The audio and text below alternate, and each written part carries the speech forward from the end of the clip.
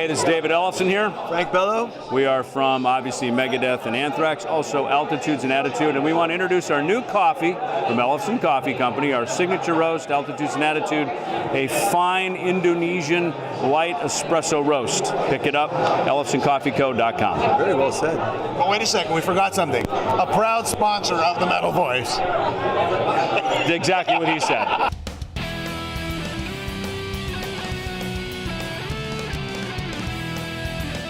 Welcome to the Metal Voice. Today on the show, the one, the only Mr. Dave Evans. I guess ex-ACDC, Rabbit, solo artist, whatever you want to call him.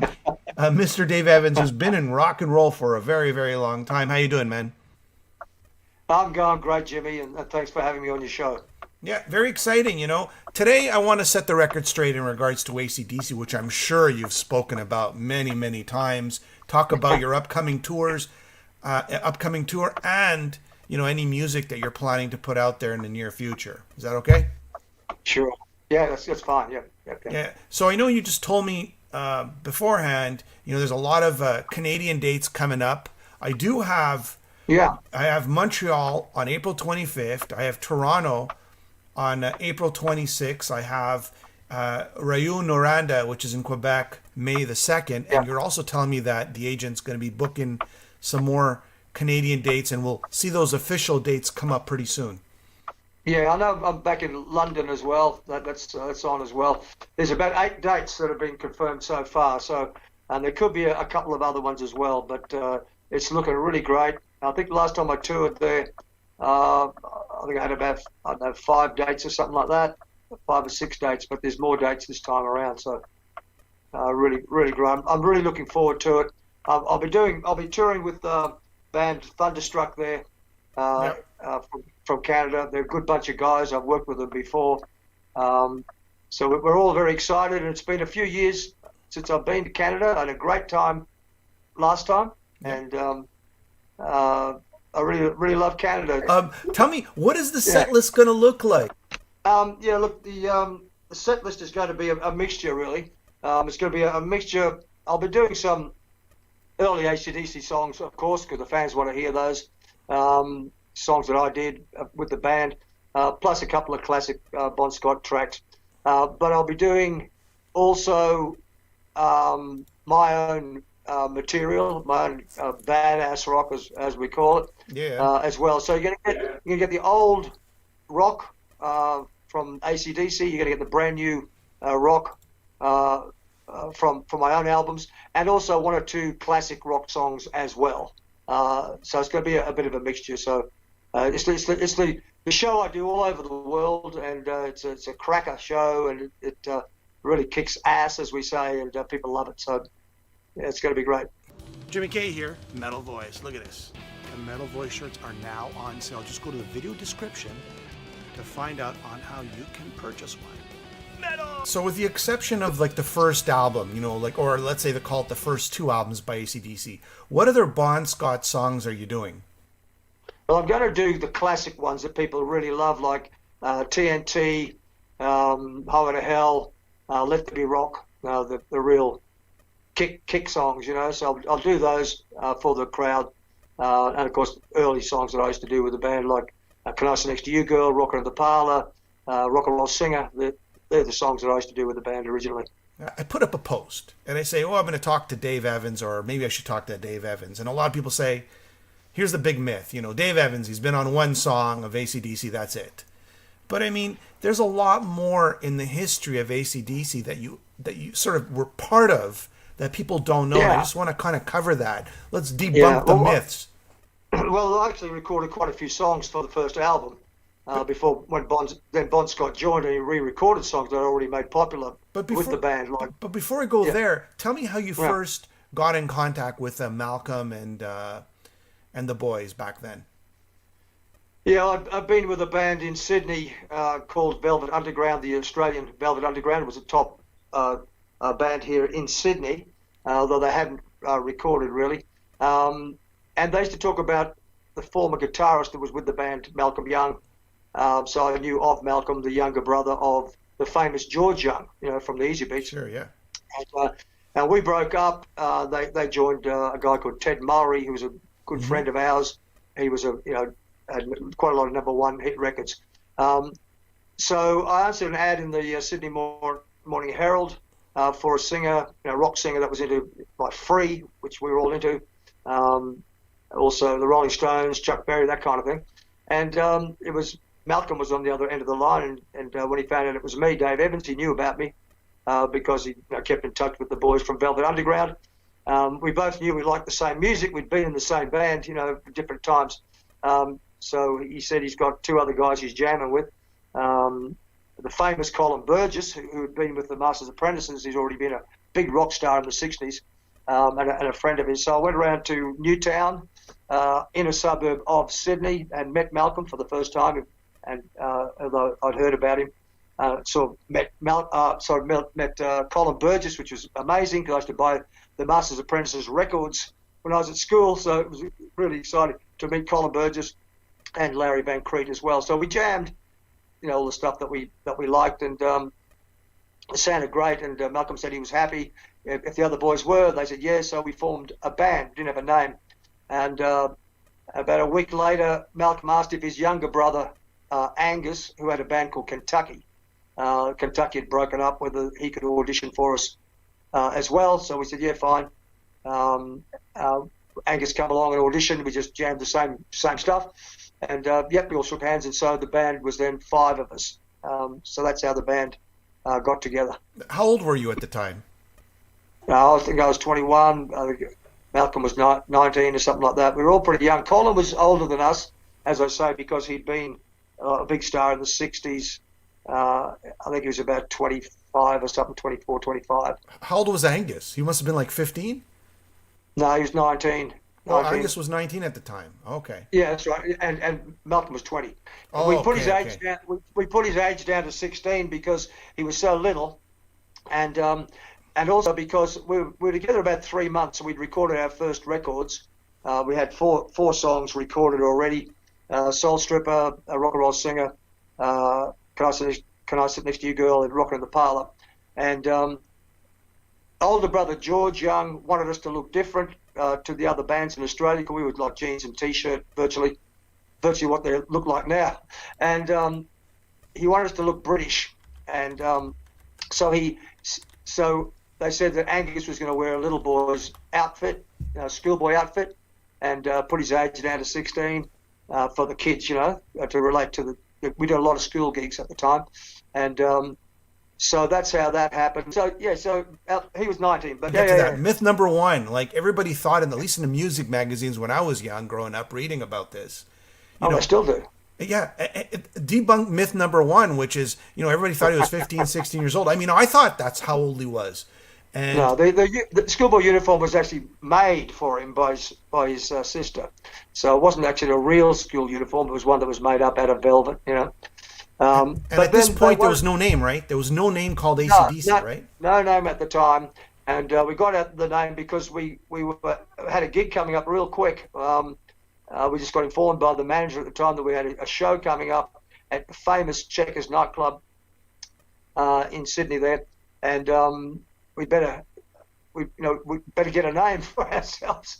And so we kicked around a few names each, and nobody could really agree on each other's names, So we said, okay, next rehearsal, we're going to just put 3 names in a hat each, and whatever name came out, that was going to be the band. We went, okay, that's what we'll do. Anyway, the next rehearsal, Malcolm asked the rest of us, he said, look, his sister-in-law, Sandra, that was George's wife, the older brother, George Young, suggested a name, ACDC, which was like alternate current, direct current, means power, and all that sort of stuff. And I thought it was great straight away because it was so easy to remember ACDC, and it was on the side of all the different appliances. I had a portable record player which had ACDC on the side of it, and I thought it was great publicity and advertising all over the place. Straight away, I liked it straight away and said, yeah, I really think it's great. And then Colin Bird just piped up straight away and said, yeah, he likes it.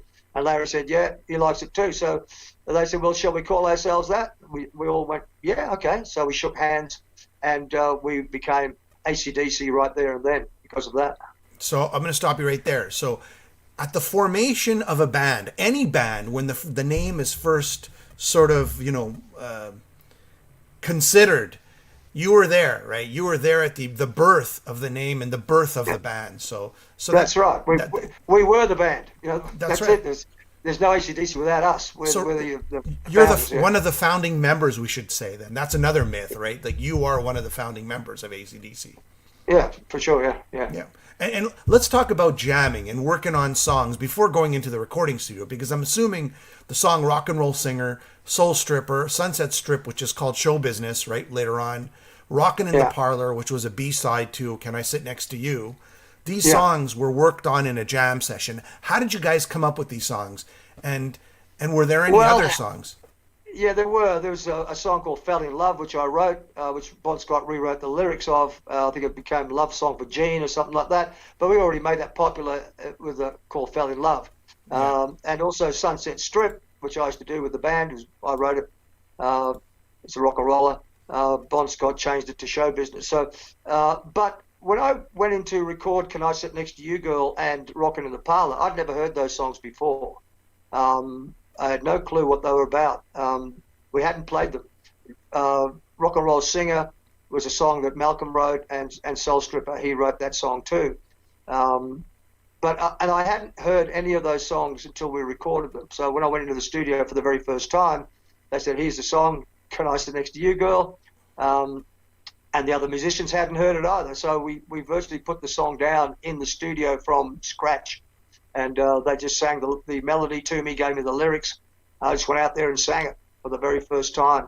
And same with Rock and Roll Singer and Soul Stripper and those songs. And the other musicians too, the drummer, they hadn't heard the song before. But Rock and Roll Singer, are the lyrics about you? Yeah, that's right. Because Malcolm knew that I'd left home when I was 16, had a big fight with my dad because I had long hair, all that kind of stuff. My dad wanted me to be a banker and all that kind of stuff. And so that's the lyrics of that song.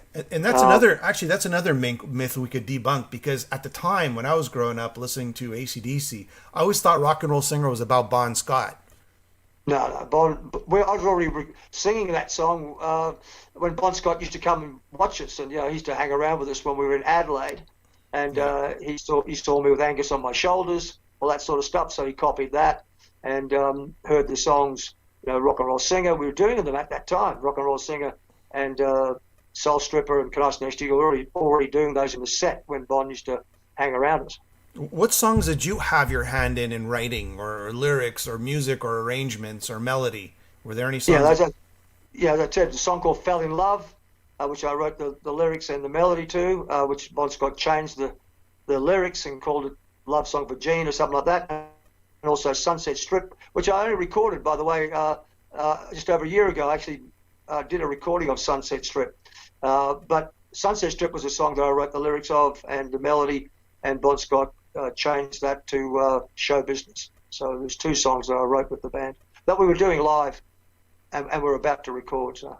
So what about the jam sessions? Were there any other ideas being tossed around at the time that sort of appeared later on? I don't know, maybe on Highway to Hell or some other albums, on Dirty Deeds or any other, you think back and you go, man, wait a second, that was kind of like my idea back then. Well, no, because those are the two songs that we sort of jammed with, the two songs I mentioned that I wrote with them. But Malcolm would just come up with the song when we were to record it. Another one I recorded too, Little Lover. Yes.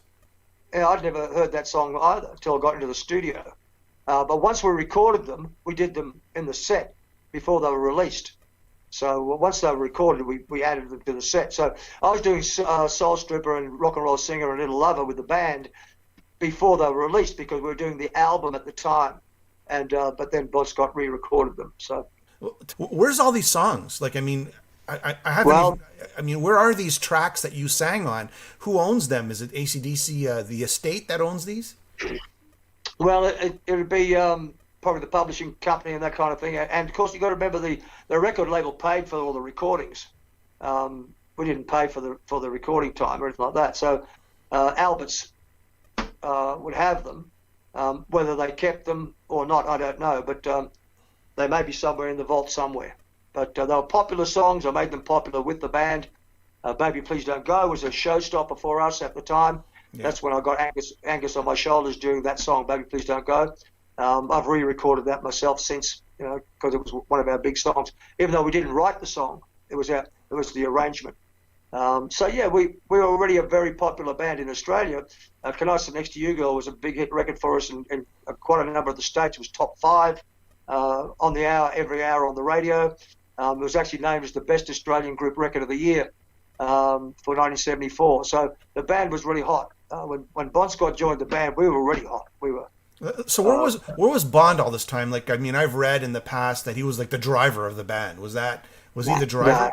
No, it was nothing like that. It was just a friend of George Young's, actually. He used to hang around with us, and they made up another myth, the driver of the band. Yeah, if Angus wanted some cigarettes, he might have driven him down to the shop to get some cigarettes.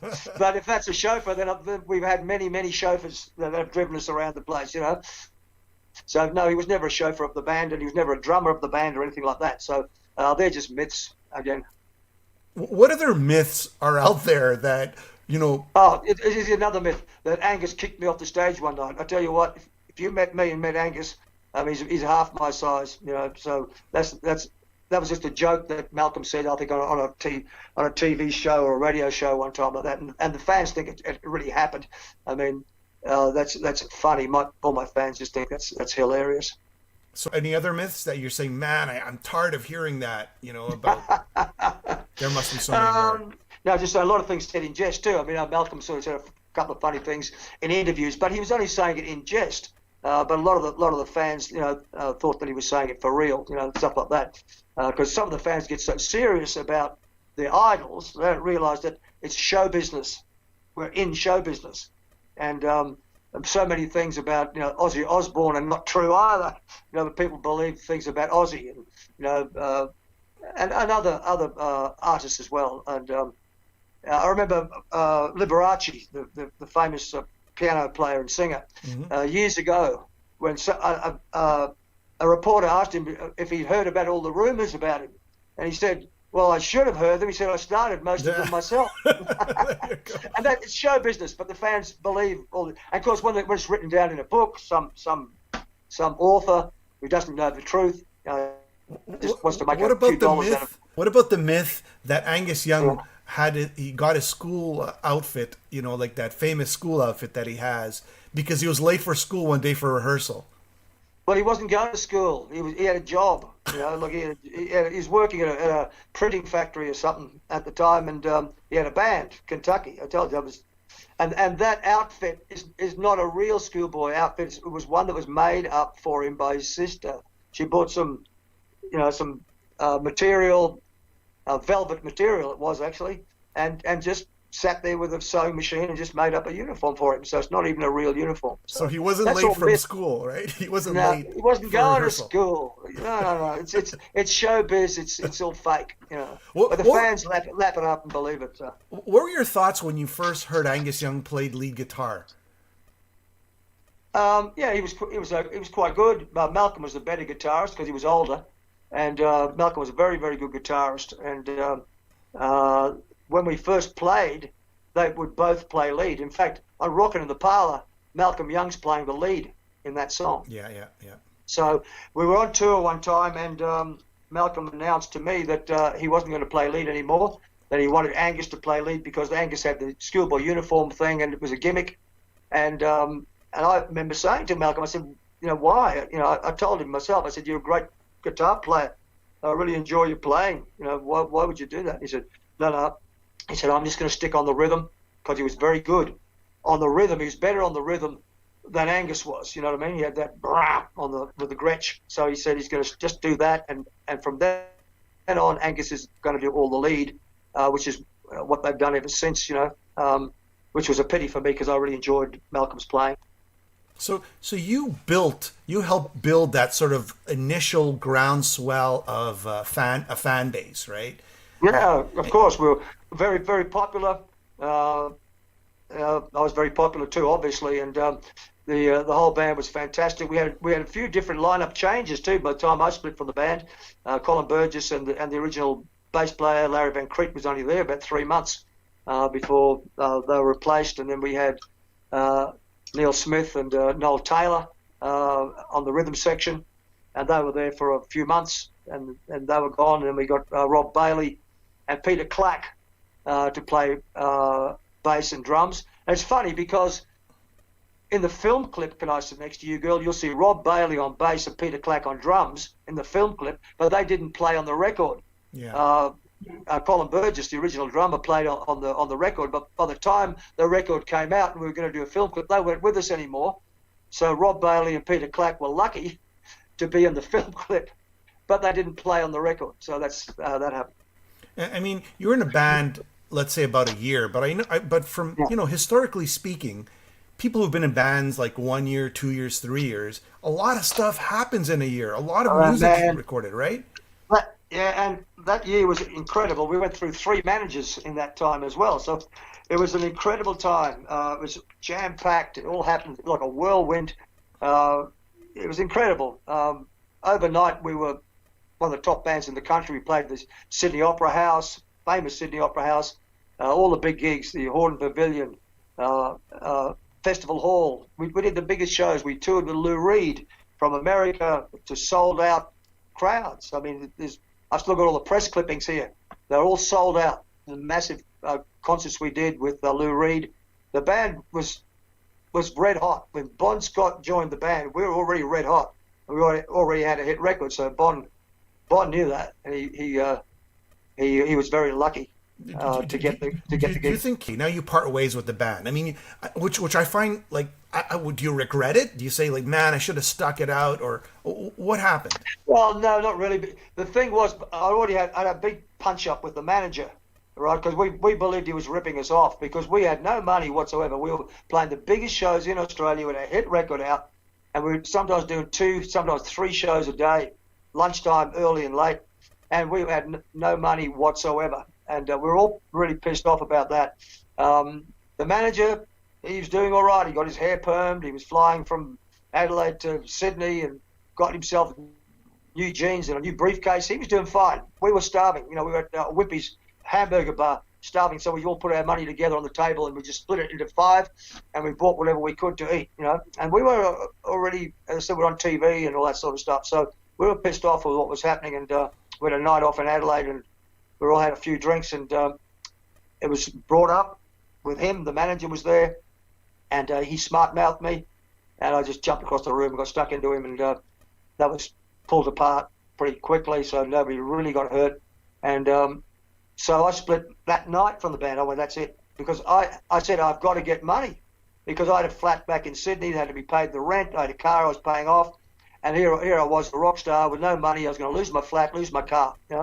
So anyway, the next day we all sobered up and realised that we had all these big shows to do in Adelaide. We had to go over to Perth, where the record was top 10 over there, and so we agreed to stay together till at least the end of the tour.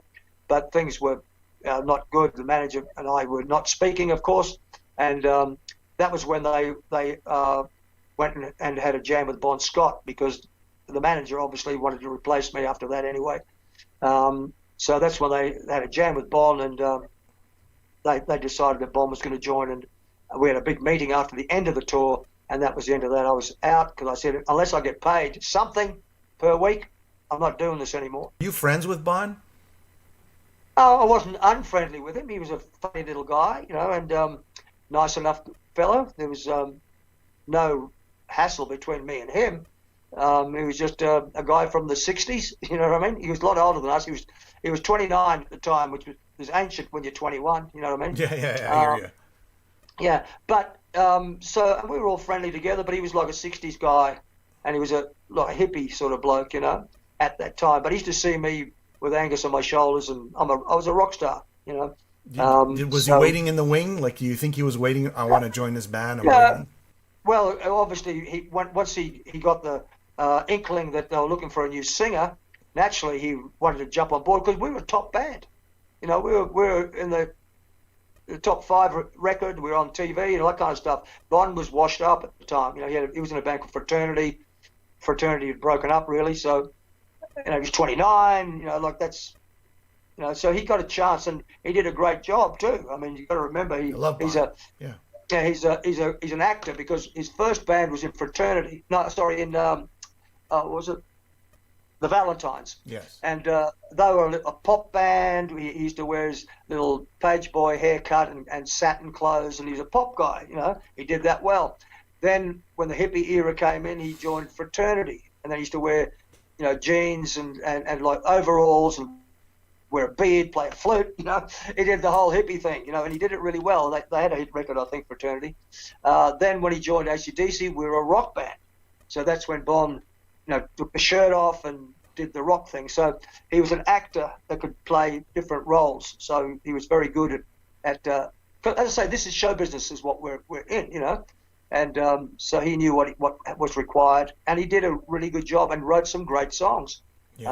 Long Way to the Top is still one of my favorite rock songs of all time. Yeah, me too.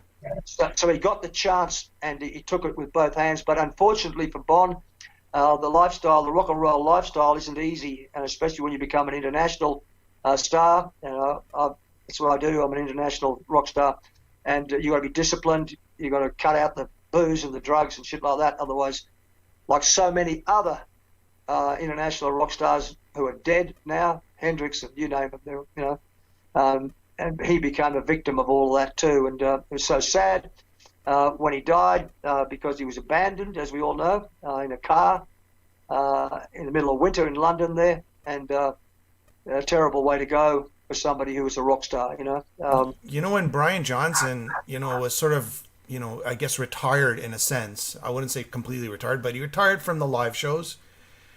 I had a few singers in mind that I would have loved AC/DC, and you're one of them. Like, because there's sort of a legacy, and there's sort of and you can do the Bon, and a lot of people don't know this, but you can do the Bon era very well. You got a great voice, and I would have loved to see that. Did you ever have any talks? When's the last time you spoke with AC/DC? Anyone in the band? Gosh, well, a long time, but I'm very close friends with Ross Young, Malcolm's son. Yeah. And we used to hang out together when I was in Sydney, in Australia. Yeah. And he used to talk to his dad about me. And Malcolm, as he said, my dad always said, I've got a lot of respect for Dave Evans. And which was really nice to hear that from Ross. And I'd say, look, tell your dad, say hi. Say hey from me and stuff like that. Because Malcolm at the time was not well either. This is before he got really sick, Mm-hmm. He was not doing too well. So we sort of kept in touch through Ross that way, and it was nice for Malcolm to say those kind words about me, and as I said to Ross, to tell his dad too that I've always had respect for Malcolm, which I still do. So that was a nice conduit between Malcolm and myself with Ross. Yeah. Very cool. Again, I'll emphasize that I think you should have been chosen to sort of fill in Brian Johnson's role. Instead of Axl Rose. I love Axl Rose, don't get me wrong, but I just think I love the continuity of you being there, and it was just would have been great.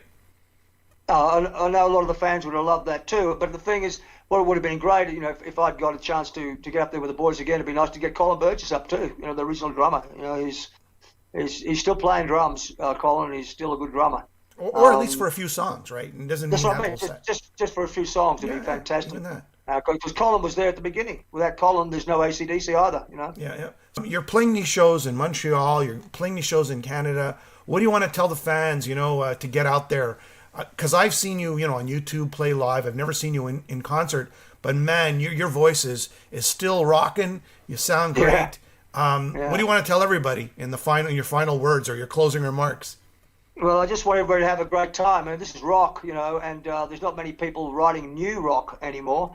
And so you'll get some of the great classics and some of the early AC/DC songs, which we all love. But also you'll get brand new hard rock from my albums that people love all around the world, and a couple of great classics as well. So I don't know when I'll be back in Canada up this time, but I know one thing, I'm living a history of AC/DC as well.